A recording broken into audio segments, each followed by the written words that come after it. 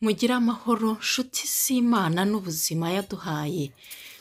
Gombo rero uyu munsi tugiye guteka nziza cyane ku menyo, igafasha imikaya, igafasha amaraso, iradufasha mu buryo budasanzwe gusinzira neza kuko ifite magnesium ifasha mu kibazo cyo kubura ibitotsi. Ni ukuvuga ngo rero ni nziza ku bintu byose, ku bintu byinshi, ntabwo navuga byose. Niyo mpamvu rero uyu munsi nashatse uburyo bwiza bwo kuyitegura kuko hari abadakunda kurya ireduka, abadakunda kurya imera. Nanjye rero mfite uburyo bwanjye nyitekamo nashatse kubasangiza nk'uko rero dusanzwe tubikora, tugasangira ibyo ngibyo nyine nkabasangiza ubumenyi. Ni mwebwe ubwanyu mubasha gukora umurimo kandi bikagenda neza. Ndabashimira ku byo mwabashije kugeraho, kuko ibyo mwabashije gukora byose Imana ibahamo umugisha, ibaheramo ubuzima.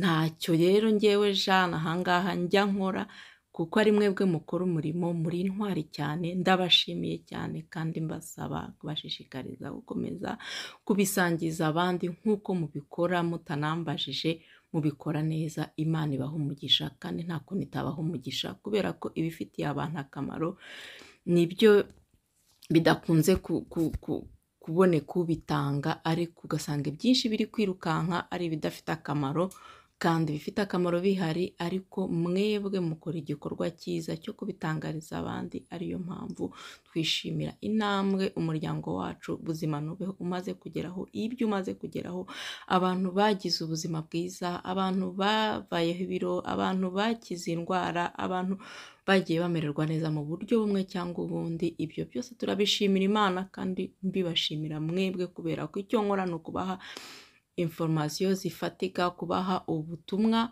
mwebwe mukabyishyira mu bikorwa kandi mukabona ko bigenda neza. Uyu munsi rero iyo dukora gombo yacu rero twifatisha izo mboga. Numva ntacyo nabisobanura, keretse ufite ikibazo yabaza hasi namusobanurira. Nta kibazo kubaza rwose. Ni ubuntu kubisangiza abandi, nabyo ni ubuntu kandi ni ubuntu budasanzwe Imana itangiramo umugisha, kubera ko ubufashije abandi mu buryo budasanzwe. Ababikoze rero Imana ibaha umugisha mwinshi cyane, kandi ibyo mukora byose bibahire, bibamerere neza. Icyo twakoresheje rero, ayo mubona ni amapavuro. Nkunda kuvanga amabara yombi kubera ko biba bisa neza kandi bifite akamaro mu buzima bwacu. Uko amakuriro agenda aboneka mu mboga, hari uburyo bituma tubasha kubirya tubikunze, ariko kandi harimo n'ubuzima bwinshi cyane. Uko ikiribwa kigenda gisa neza cyane, ni nako haba harimo ibitungamubiri byinshi bihagije. Ni ukuvuga ngo rero dukomere ku mboga, dukomere tubyiteho, bizatugirira akamaro kandi bifite akamaro mu buzima bwacu. Uburyo rero bwiza bwo kuzirya nibwo ngiye kubasangiza hano, murabona turi gukata gombo yacu, turaza kubivanga dukoremo indyo yuzuye, atari indyo yuzuriranye, indyo yuzuye ibasha kudufasha mu buzima bwacu muri ibyo twavuze hejuru, nk'amenyo, imikaya, amaraso, gutembera kw'amaraso. Birafasha, iyi gombo irafasha kandi igafasha mu buryo bwo gusinzira, twabivuze kubera magnesium irimo. Byaba byiza rero, ikintu nabikundiye ni uko nayitetse n'abana banjye babashije kuyiryaho. Byaba bibabaje ikintu urya usinjirije uhumirije amaso, udashobora no gusangira abana. Ngewe nkoresha uko nshoboye, ibiryo byose nteka nkabishyiramo uburyohe, nkabishakira uburyo mbiteka, noneho abana banjye nabo tukabasha gusangira ku byiza, kuko nsanga ko ubuzima bwanjye bujyanye n'ubw'abana banjye, kubera ko iyo barwaye cyangwa bagize ikibazo, nanjye akazi kanjye karapfa.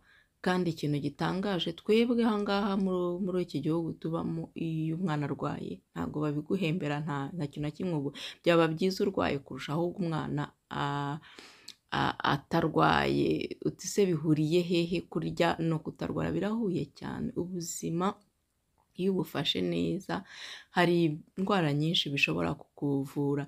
Hari abantu bagiye bambwira ngo ariko se Jeanne ngo kutubwira ngo izo ndwara zose bivura n'amavunja. Oya, amavunja arahandurwa akavurwa agakorerwa isuku bikavaho.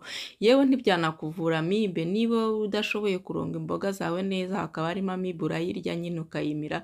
Wagira Imana basanga umubiri wawe umeze neza ukabasha kuyikuramo itaragira icyo yangiza, itaratangira kukononera mu buzima. Ikindi ni uko rwose iyo tubivuga ni ukuvuga ni ibintu byizweho, ni ibintu byagiye bikorerwa amayetide. Umuntu atungwa n'ibyo kurya, kurya ibintu bivuye mu nganda byakozwe mu mashashi, byakozwe mu bintu tutazi ibyo ari byo, ntabwo bishobora kudutungira ubuzima. Umuntu atungwa n'ibivuye mu butaka Imana yaduhaye, nuko turemye, nuko dukoze, nta n'ukundi bizagenda. Ntabwo tuzatungwa n'ibyo uruganda runaka rwakuze Coca-Cola cyangwa iki, tuzatungwa n'ibivuye mu butaka. Igihe tuzashaka kwitandukanya n'ibyo ngibyo, n'ibibazo bizaza, n'ibiro bizatuzira, n'ibirwara bizirundanya. Nuko mu buzima burya habamo n'amahirwe, ariko akenshi kenshi cyane dufite 80% yacu yo kugira ngo dutabare ubwo buzima tubuhereze ibiri ngombwa, nk'uko nyine twagiye tubyiga mu mashuri abanza. Guhera mu mashuri abanza dukeneye ibiwubaka, ibutera imbaraga. Ntabyo tugikeneye kuko tutagihinga cyane, ntabyo tugikeneye cyane, ubishoboye wabireka. Nibiwubaka, niburinda indwara zose. Yewe rero ibyo bintu biwurinda indwara zose byose nkunze kubigerageza, imboga nyinshi maze kuzigerageza, yewe n'izo mpuye nazo ntazi uko zitwa cyangwa ntazi uko zitekwa. Nkoresha uko nshoboye kuko guteka njyewe mbifata nk'ikintu gikomeye cyane, ku buryo ntago nshobora kwemerera umuntu ukantekera iminsi irenze 7. Ngomba guteka nanjye nkamenya icyo ndiye. Ibyo ngibyo rero bikamfasha, nkabona bitanga ubuzima, nkabona binzanira ubuzima bw'abana. Nagiye mbibona. Iyo mbivuga ntago naje kuri YouTube kugira ngo mvuge ibitariho, ni uko nari numvaga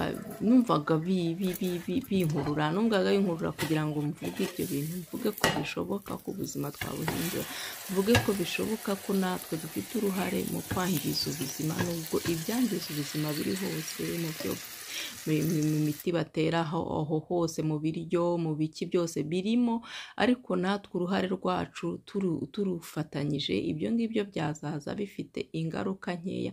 Dufite icyo twagabanyaho kubera ko nagiye mbibona. Mfite abo nkorera ugasanga abatoya bafite ibibazo, abakuru bameze neza.